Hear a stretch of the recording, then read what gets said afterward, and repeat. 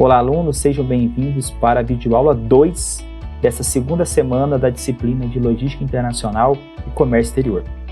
Bom, existem vários órgãos que impactam no comércio internacional, como a Organização Mundial do Comércio, a Organização das Nações Unidas, o Fundo Monetário Internacional e várias outras normas que regulamentam as transações comerciais em atividades de importação e exportação dos países.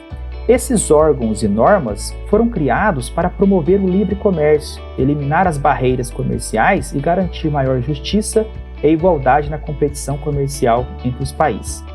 Assim, a compreensão do papel desses órgãos e o papel dessas normas se mostra fundamental para as empresas que desejam se envolver com as ações de comércio internacional e, consequentemente, de logística internacional de forma muito mais eficaz. Portanto, muita atenção aos conceitos apresentados e solta a vinheta.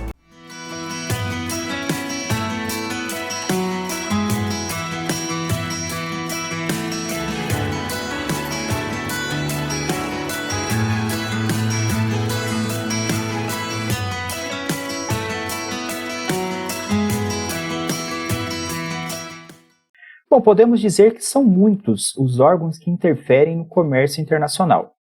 A Organização das Nações Unidas, ou a ONU, apesar de não ser um órgão específico para o comércio internacional, tem a sua importância ao facilitar a cooperação em matéria de direito internacional, segurança internacional, desenvolvimento econômico, progresso social, direitos humanos e a realização da paz mundial. Esse órgão ele foi fundado em 1945, após a Segunda Guerra Mundial, para substituir até então Liga das Nações, com o objetivo de deter a guerra entre os países e fornecer uma plataforma para o diálogo mundial. A Organização das Nações Unidas, ou a ONU, desempenha então um papel importante nesse contexto ao promover a cooperação internacional em questões relacionadas ao comércio internacional por meio de fóruns e conferências, visando sempre garantir que o comércio seja o mais justo e o mais benéfico para todos. E para isso, a ONU, a Organização das Nações Unidas, trabalha com diversas agências, como a Unicef, que é o Fundo das Nações Unidas para a Infância, que vai ter como propósito principal proteger os direitos das crianças em todo o mundo, promovendo sua saúde, melhor nutrição, melhor nível de educação e maior proteção. A Unesco, que é a Organização das Nações Unidas para a Educação, Ciência e Cultura, que visa promover a educação, promover a ciência, promover a cultura em todo o mundo, protegendo o patrimônio cultural e promovendo o diálogo intercultural entre os países. A OIT, Organização Internacional do Trabalho, que visa promover o trabalho decente e a justiça social em todo o mundo.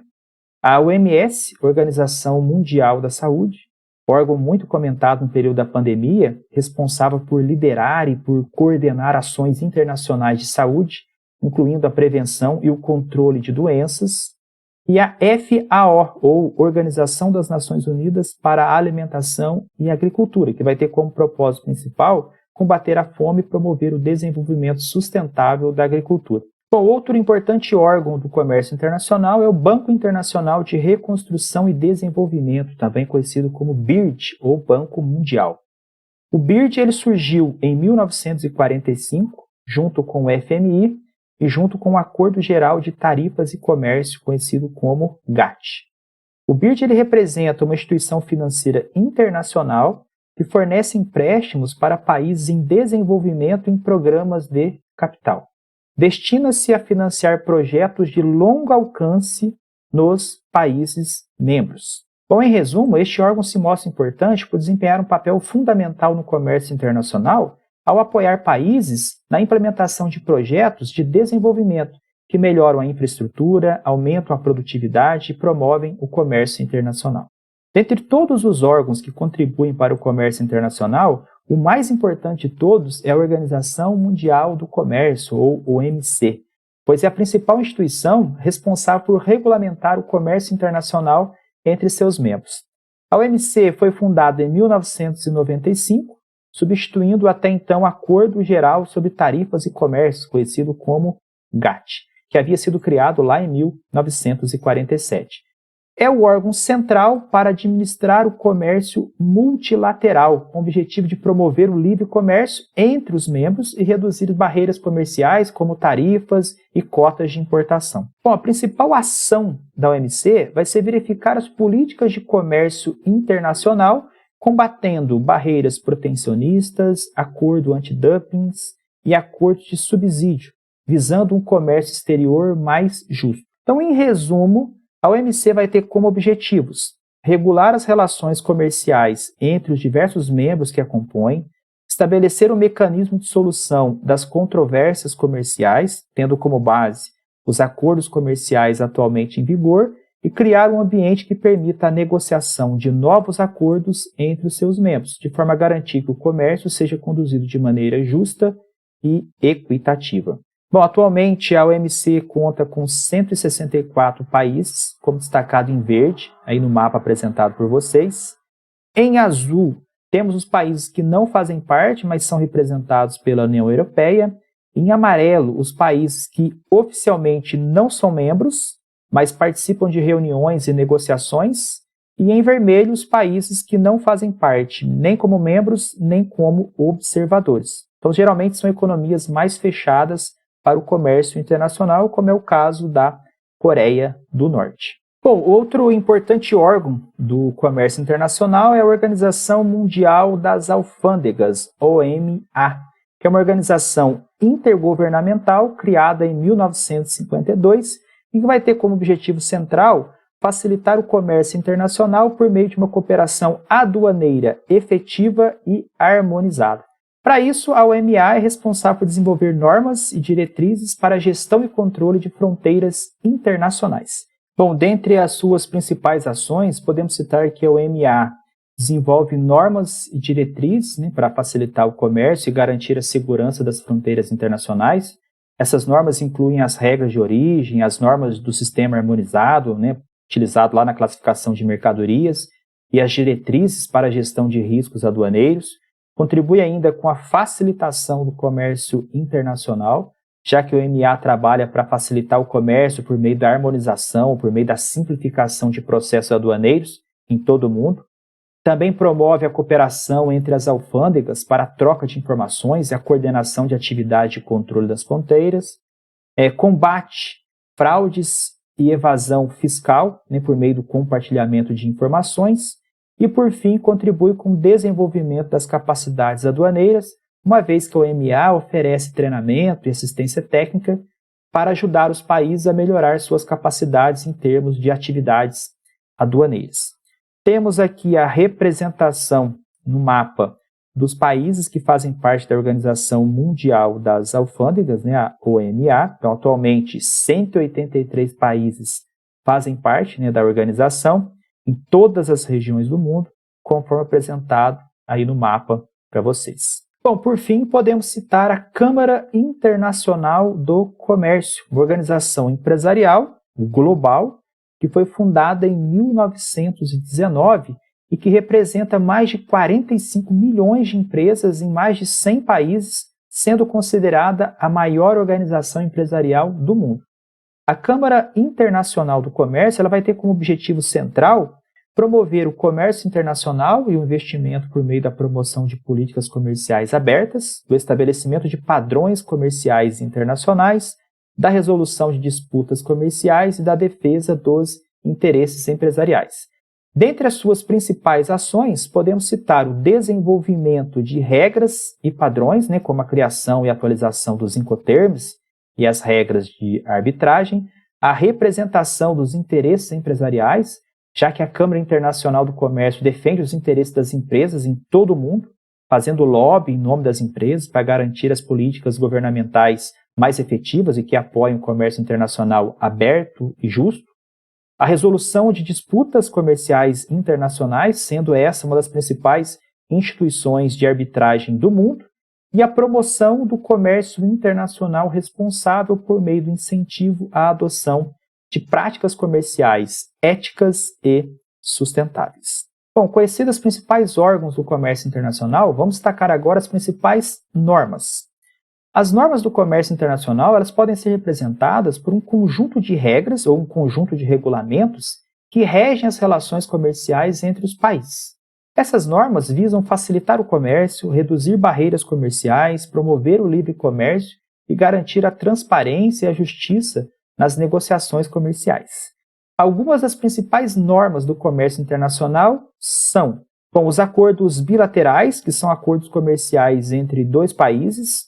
Então, esses acordos podem abranger uma quantidade grande de questões, incluindo tarifas, cotas, investimentos, atividade de propriedade intelectual, dentre outras.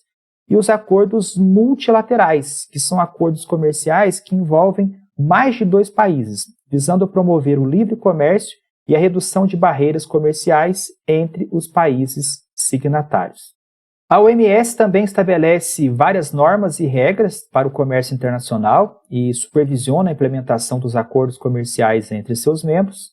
Entre as principais normas e regras criadas pela OMS, podemos citar as normas para o tratamento nacional de mercadorias importadas, o que significa dizer que a mercadoria importada deve ter acesso ao mercado interno de um país sem discriminação em relação às mercadorias produzidas no próprio país. Então, por exemplo, se um país produz determinado produto e importa o mesmo produto de outros países, ele deve tratar as mercadorias importadas da mesma forma que trata as mercadorias nacionais, sem impor barreiras comerciais ou barreiras tarifárias adicionais a essas mercadorias importadas.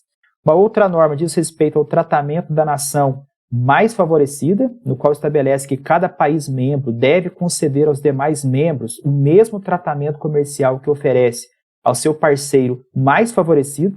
Assim, o país mais favorecido torna-se um padrão para o tratamento comercial oferecido a todos os demais países que são membros da OMC. Uma outra norma diz respeito à eliminação de barreiras não tarifárias. Então, os países membros da OMC não podem impor barreiras não tarifárias como cotas de importação, requisitos de licenciamento, dentre outros, de maneira discriminatória. A norma de proteção da propriedade intelectual, no qual os países membros devem proteger os direitos de propriedade intelectual, incluindo patentes, direitos autorais, marcas registradas, seguindo as legislações locais e os acordos internacionais. E, por fim, as normas de proibição de subsídio à exportação, que ocorrem quando um país banca parte dos custos para tornar os produtos exportados mais competitivos no mercado internacional. Bom, essas são algumas das principais normas e princípios da OMC para promover maior comércio internacional por meio da redução de barreiras comerciais entre os países, incentivando a livre circulação de bens e serviços no mercado internacional. Bom, o Sistema Harmonizado de Classificação e Codificação de Mercadorias, que é um sistema padronizado de classificação de produtos, também estabelece diversas normas que devem ser seguidas no comércio internacional para facilitar a classificação e a codificação de mercadorias com fins alfandegários. Esses códigos eles são usados para facilitar a comunicação entre as autoridades aduaneiras, simplificar os procedimentos do comércio exterior e auxiliar na elaboração de estatística do comércio internacional. Os termos internacionais de comércio ou incoterms também representam diversas regras ou diversas normas que irão impactar as atividades do comércio internacional e, claro, da logística internacional. Também teremos uma aula específica para tratar sobre cada um dos incoterms, mas é importante destacar que são termos padronizados usados em contratos de comércio internacional e que irão definir as responsabilidades de todas as partes envolvidas. Responsabilidades relacionadas ao transporte, ao seguro e à documentação, por exemplo. Assim, irão definir os termos comerciais em uma transação internacional, seja em relação à entrega da mercadoria, seguro, transporte, documentação ou desembaraço aduaneiro. Esses termos são amplamente utilizados em todo o mundo para facilitar o comércio internacional e reduzir riscos e custos envolvidos nas transações internacionais. Por fim, os incoterms irão especificar diferentes obrigações e responsabilidades que podem ser negociadas entre as partes. As normas técnicas e sanitárias, que são regras que definem os requisitos de qualidade, de segurança e de saúde aplicáveis aos produtos comercializados internacionalmente. Existem diversas normas técnicas e sanitárias internacionais. Algumas das principais normas são a Organização Internacional de normalização, também conhecida como ISO, que representa uma organização internacional que desenvolve e publica normas técnicas para diferentes setores, incluindo a indústria, o comércio, serviço, e são amplamente adotados em todo o mundo. Então, um exemplo famoso aí de normas ISO são as ISOs da família 9000, que atesta a garantia de adoção de um sistema de qualidade reconhecido internacionalmente. Outro tipo de norma muito conhecido internacionalmente são as normas Codex Alimentários, que é um conjunto de normas, diretrizes e códigos de conduta relacionados à segurança alimentar e comércio de alimentos internacionais. As normas Good Manufacturing Practice, ou GMP, que representam um conjunto de diretrizes internacionais nos quais estabelecem padrões de qualidade para a fabricação de produtos farmacêuticos, produtos de cosméticos e produtos alimentares, indicando as boas práticas de fabricação que vão garantir a qualidade dos produtos comercializados em determinadas regiões, e as normas da OMS, ou Organização Mundial da Saúde, no qual estabelece normas sanitárias globais para garantir a saúde pública, já que a OMS também é responsável por estabelecer normas para a segurança de medicamentos, produtos biológicos e equipamentos médicos.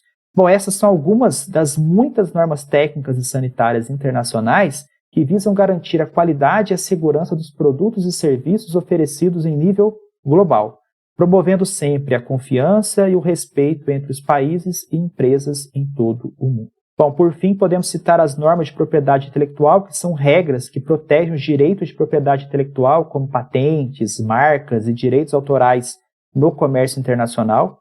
Algumas das principais normas de propriedade intelectual incluem o Acordo sobre os Direitos de Propriedade Intelectual Relacionados ao Comércio, o Acordo TRIPS, que é um acordo da OMC, a Organização Mundial do Comércio, no qual estabelece padrões mínimos de proteção de propriedade intelectual para todos os membros da OMC. Então, o Acordo TRIPS abrange proteção de patentes, direitos autorais, marcas registradas, desenhos industriais e outros direitos de propriedade intelectual. A Convenção de Paris para a Proteção da Propriedade Industrial, que é um acordo internacional que estabelece normas para a proteção de marcas registradas em todo o mundo.